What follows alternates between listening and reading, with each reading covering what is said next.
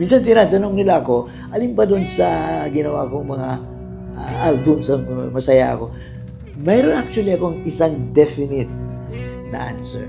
At yun yung live concert na album. Pero yung album na yun, isa lang yun sa 20 groups of work ito sa compilation na ito. And I'll walk you through the 20. Kung yung live album ang pinakamasayang gawin, yung albums 2, 3, and 4 naman ang pinaka-challenging sa akin. Ito yung tatlong historical musicals na Lian Alejandro, Dimas Ayaran, at Jose Rizal.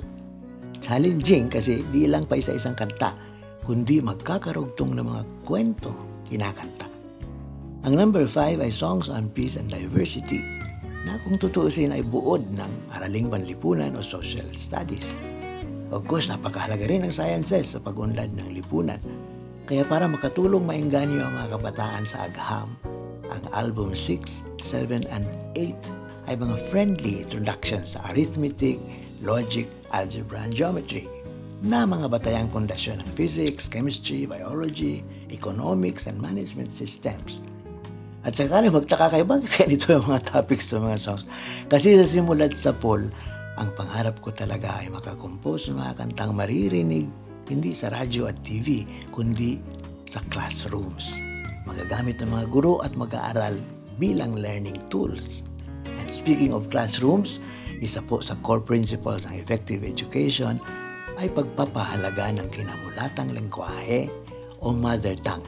Lalo na sa gaya ko halimbawa na isang Bisaya. Kaya naman ang albums 9 and 10 ay Cebuano Classics and Philippine Folk Songs. Now, maliban sa mga ika-academic na mga projects, over the years, nakabuo rin po tayo ng tatlong no rush na mga collections na albums 11, 12, and 13. In fact, yung Saranggola sa Ulan took 2.5 years to compose. Pero yung pinakamatagal ay yung Pasurero ng Luneta. Ako, inabot ako ng halos 4 na taon. Yung sumunod na 14, 15, and 16 naman, ay makakarelate yung mga religious. Songs about faith in action, liturgical compositions, kasama na yung mga kantang pangkasal. Although ang sabi, yun daw couples na kanta ko ang theme song nila, ay madalas maghihiwalay. Yung 17 naman ay hindi po ako ang may akda.